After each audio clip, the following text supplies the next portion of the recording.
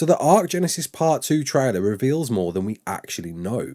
Although it's been out for months now, during my last video where I broke down all of the new creatures, I discovered a few new things. And then watched the trailer in 0.25 speed, revealing much more. You're right kids, it's Ross Clark and welcome to your regular ARK community news. Before we begin, don't forget to hit that like button, subscribe, share around and let's get into it. So the intro plays out as it plays out. It's the end of Genesis, we've seen this, we know all this, there's not much to reveal there. However, as we switch to the tech trenches that I believe this biome is, and we pull back, we can see what appears to be a variant mech. Not the same mechs we've known so far, and even more so, they seem to be utility mechs that are carrying boxes. So what are these boxes and what are these types of mechs? My guess would be that these are mechs that are going to inhabit the tech trenches that can be interacted with, not unlike the enforcers and scouts on Extinction.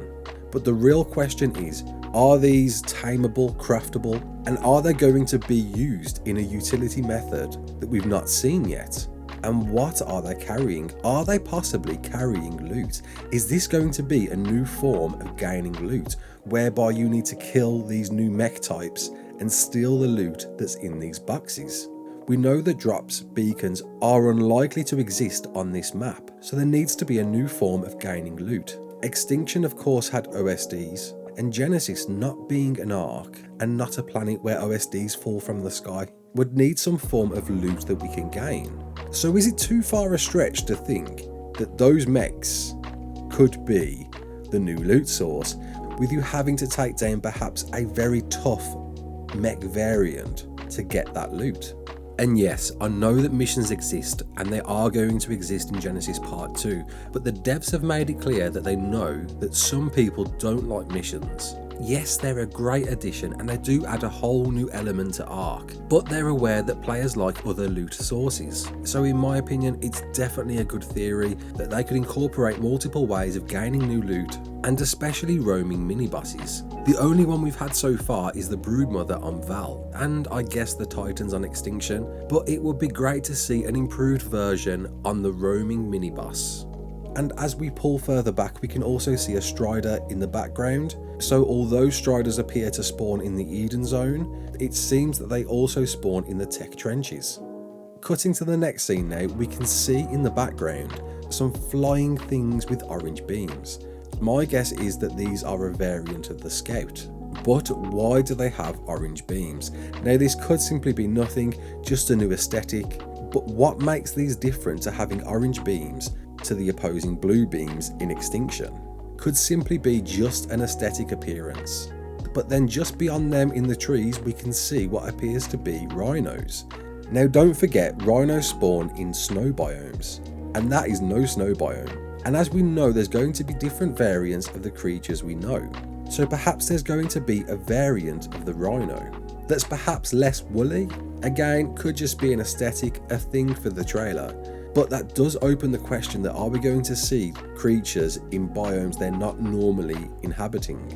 And as we pull further back, we can see Stegos and Brontos in the background, confirming at least that these will spawn in the Eden biome. Moving on to the next biome that we believe is Rockwell's Garden, the bioluminescent biome that resembles Aberration with red, blue and green zones.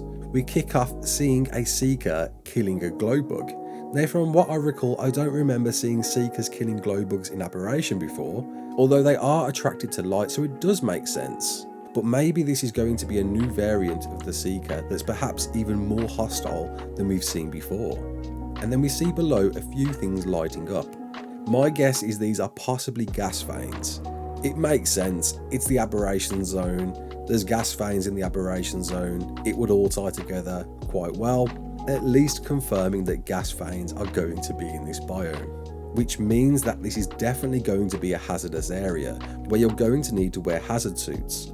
Or perhaps this new Exo Suit that, don't forget, you spawn directly in the game with, will be upgradable with gas balls to prevent being affected by the hazard zones.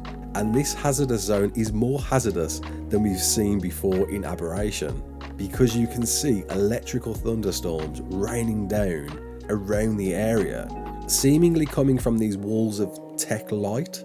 So that means, as well as avoiding all the stuff you hate in Aberration, you're going to have to avoid thunderstorms as well.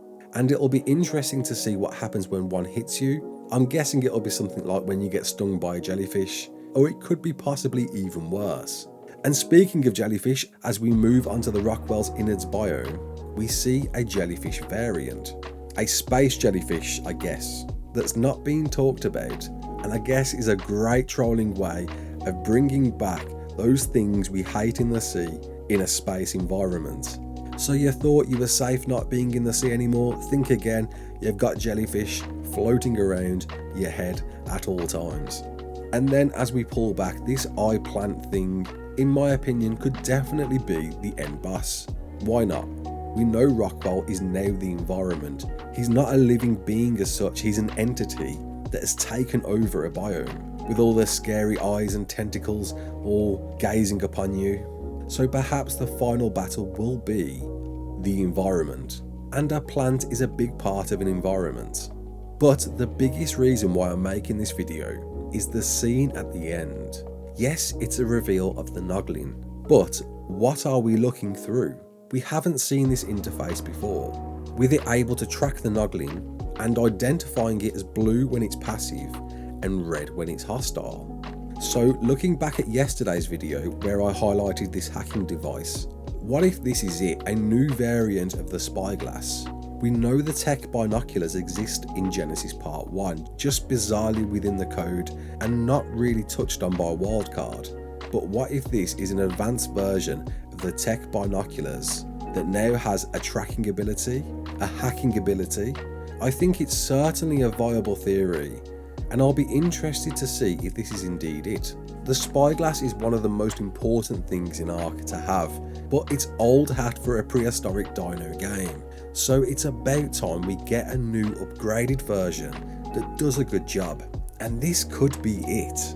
Okay, so you reach the end, and I do need to address a few things because when I first watched this video, it was a lower quality and some things looked like something else. So one, the orange beams from the scouts could likely just be debris, but I thought I'd include it anyway. And then the second one, the lights appearing in Rockwell's garden, turned out to be footprints of the Shadow Mane. Yeah, originally it was highlighting them. Realising the mistake, I thought I'd still keep it in, as undoubtedly there's going to be a gas hazard element in the game. But yeah, if you watched them and thought, what the hell is he going on about? That's why. I guess we all got rickrolled.